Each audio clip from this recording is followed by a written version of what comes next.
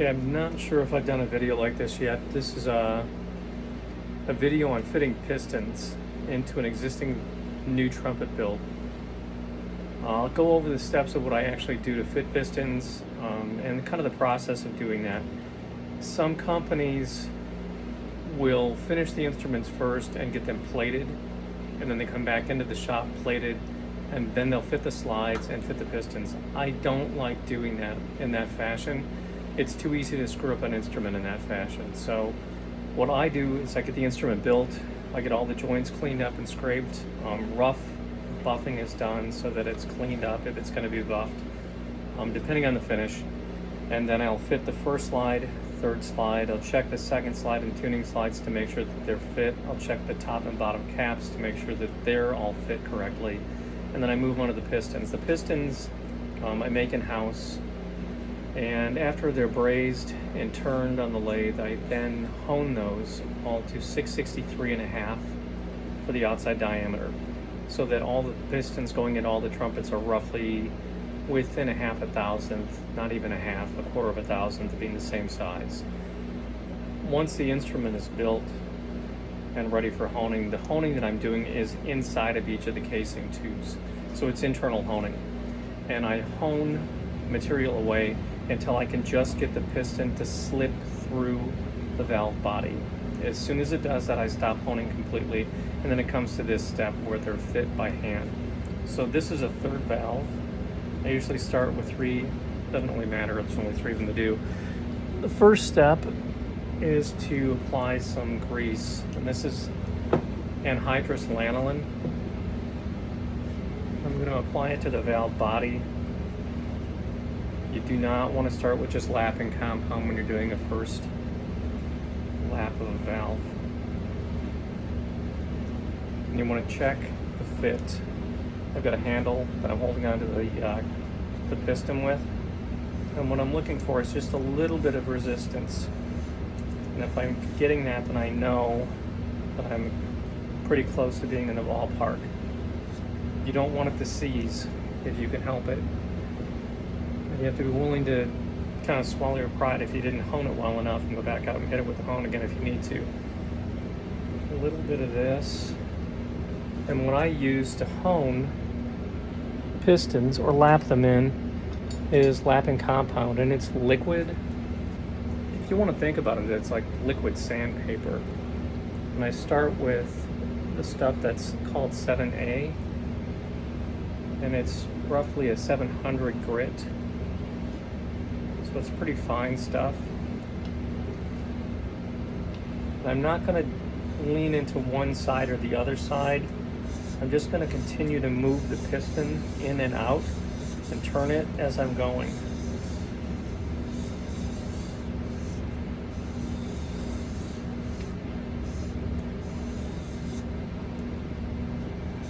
You may need to reapply grease as you go. And it's a feel that you're leaning into.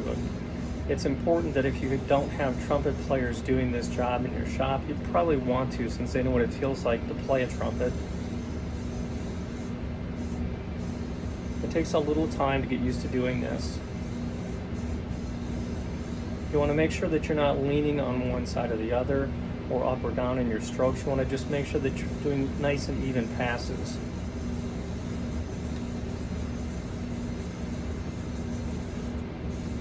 You're going to feel less and less resistance as you go, and that's normal.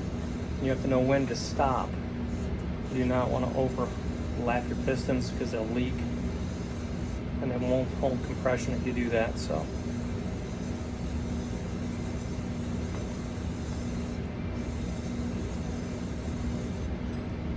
I'm going to lap from the bottom. I'm also going to do a little lapping from the top.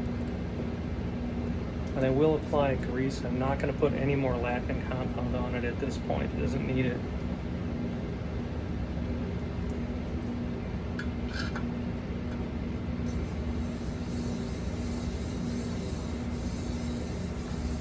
I tried to arrange the camera so you could actually see the trumpet. It's just difficult to see it.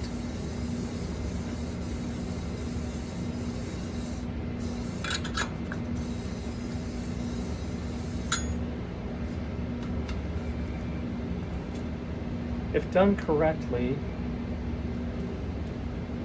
I'm looking for a dirty rag. If done correctly, the piston body, once you wipe it off, should be very even. You shouldn't have any washouts. A washout is a low spot, and they're pretty easy to see because the piston body will look extremely uniform if it's done correctly. And this isn't finished, it's just a short video on how you do this. I'm going to hold this up so you can kind of see it. If you turn it in the light, you're going to notice that around the ports and between the ports, the color of the piston does not change at all. This is a really good example of what you're looking for. And what I'm looking for is the uniformity of the color. There's no other way to really describe that. The finish of a piston before it's lapped looks like this. It looks much brighter, more silver, and this looks more gray. Monel has a very distinctive look when it's lapped correctly. But this isn't finished by any stretch. What I need to do from this point is I'll swab out the inside of the valve set, clean it out, and then I go for a different lapping compound. It's 10A instead of 7A, so it's a 1000 grit. And you work your way through all three. You reassemble the instrument, you check it for compression, and you check it to see if it actually functions. And it just takes time to get used to doing it this way, but this is what I do to fit pistons. It's how I was shown how to do it years ago when I worked in Chicago. So that's a short video on pistons. I won't bother or bore everybody by going through all three. What I'm looking for in the inside of the valve set is the similar thing that I saw on the outside of the piston. The exterior of the piston should look completely uniform and have no low or high spots. And the same thing is true with the inside of the valve set. And you can feel when you're pushing the piston through it, if you have a squeezed top or bottom, if you have high spots or low spots, you can actually feel it in there. So you give yourself enough material to remove so that you can get rid of that. There's some scraping steps and finishing things you do to pistons, but I won't bother with that right now. Anyway, that's how we do pistons, or I should say that's how I do pistons here at the shop. So that's Ron Glenn for Benchmark Trumpets. Yeah, that's all for now. Thanks.